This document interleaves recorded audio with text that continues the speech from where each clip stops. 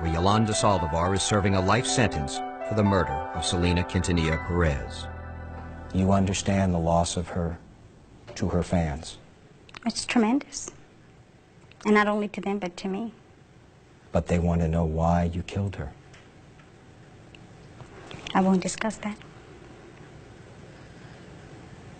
Why not? Because the truth is not out. So tell it. Not in a court of law. You've had your day in court. Why didn't you tell it then?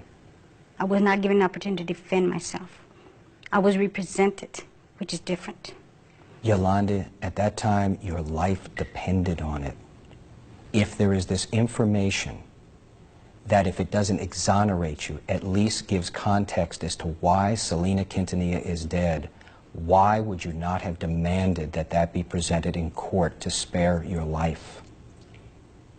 If I knew then what I know now, you can rest assured that my trial wouldn't have gone the way it is, or that it was. I can assure you that. During the course of a 2-hour interview, Yolanda was continually evasive, bolstering the public image that she's clever, cunning, and manipulative.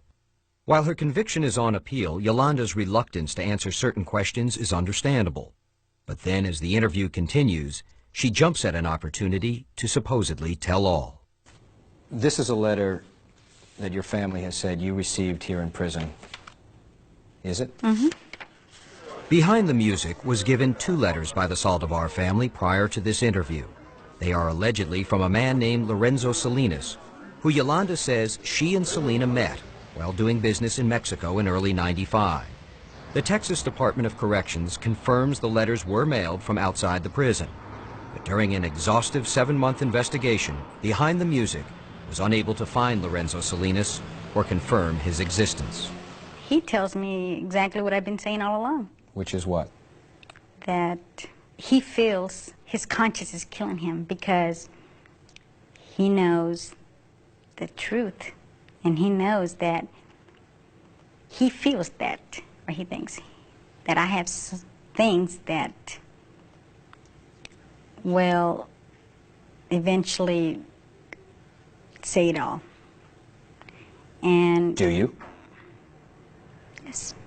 Yolanda claims that 2 weeks prior to the murder, she discovered videotapes damaging to Selena's career, and that she had a diary of Selena's that corroborated information on the tapes. In his purported letter, Lorenzo Salinas claims he was hired to beat up Yolanda, to retrieve the tapes and diary as part of a plot to extort Selena. Yolanda claims she was attacked, but managed to get away. You know where those tapes are now? Exactly. You know where that diary is now? I know where they're at. Yolanda contends they remain where she stashed them, in a safe deposit box in Monterrey, Mexico. Why is that information significant to the death of Selena Quintanilla? Because that is many of the things that were discussed that day. It was not about the embezzlement. It was not about no upset fan or being fired. It had nothing to do with that. What Yolanda won't explain is why, if she was protecting Selena, she instead killed her. Yolanda's state of mind is an issue in this case. San Antonio attorney Ramiro Estrada has been retained by the Saldivar family. He says while the information in Mexico may not exonerate Yolanda, it will somehow shed light on her state of mind in the days leading up to the murder.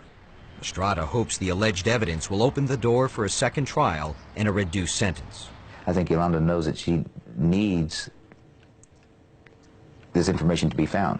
Yolanda empowered Estrada to retrieve the supposed evidence, and Behind the Music accompanied him to Monterrey, Mexico. Isn't there a chance, maybe even a pretty good chance, that Yolanda's lying to us about this evidence? Well, I think anything's possible, but it would serve no purpose. It would not help her to be perpetrating a lie. Yolanda and the Saldivar family directed Estrada to more than a half-dozen different bank locations. I don't see what good it would do for her to be sending us on a wild goose chase. I mean, it's certainly not going to help her in a trial. But a wild goose chase it proved to be. There was no safe deposit box, no tape, no diary, no evidence. You're disappointed that this evidence hasn't been found. Sure. Sure I am. Following the trip, Estrada revealed he intends to remove himself from Yolanda's case. Whether the extortion plot, videotapes, and diary are fact or Yolanda's fiction remains unknown. It may never be known, as Yolanda reveals in one smug answer. I guess I'll take it to my grave. In San Antonio, Yolanda Saldivar, a 31-year-old nurse who frankly didn't like Tejano music until she saw Selena perform, started a fan club. You're in your early 30s, you have a career as a nurse. Fan clubs are usually for people who are a lot younger. What was compelling you to do it? Going through my college years, I had no social life. I had none, because I devoted myself through my university, my career, my license. Now it was time for me to have fun. So tell me about your first meeting. I was like meeting Whitney Houston. At first, they don't see each other often, essentially only when Selena plays San Antonio. I was their gopher, so to speak, in San Antonio. But you loved it. Yes. It was a touch of celebrity. Well, actually, in San Antonio, Texas. Well, not only that, but it was because my friends. It was Suzette and it was Selena. I did it for them. But you had to have enjoyed the fact that your friends were becoming such celebrities. Well, that too. At one time, my whole family liked Yolanda. You know, we would invite her to come eat at our house. You know, we'd have a get-togethers and we'd invite her. It was that our friendship had grown from being just a fan, celebrity type, to this personal type of relationship. When Selena made the decision to open up the boutiques, she needed someone to run them. And there was Yolanda, her trusted friend who would never let her down, who was always there for her.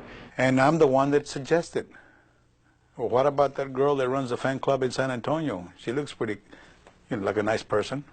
And that's how Yolanda came into the picture. It was then that she hired me in '94. Even though you had no business experience? Even though I had no business experience, no. She didn't know anything about retail, and that's basically, come on, you need Retail 101 to manage a retail space. And I think that that's where things started unraveling. Both Martin Gomez and Yolanda agree that from the very beginning they are at each other's throat, not just about business, but over access to Selena. Gomez contends the stage was being set for Selena to be deceived and controlled by an obsessive Yolanda. She's made it very clear to me that in order for me to speak to her, to speak to Selena, I have to go by her. He started seeing that his contact with Selena was becoming less and less. Martin says that the reason his time was less and less is because you were becoming obsessed with Selena. That's not true. Yolanda derived her popularity with people because of her association with Selena. And if anyone else was going to get closer to her to Selena, or get her ear, that was a threat to Yolanda.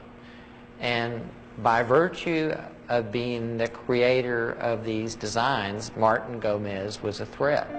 By now, Gomez says Yolanda was trying to wrest control of Selena's life. It was neurotic. It was neurotic and it was strange. Fanatical. Selena would come to visit, and then she'd leave and she goes, oh, I miss her. I go, she just left. She didn't want to be bothered. Martin can understand that. So you're assuming a bigger role. Definitely. Could that role be construed as becoming obsessed? I don't know where people are getting this, that I'm obsessed with Selena. It was a duty that she expected me to do. And I had to do it.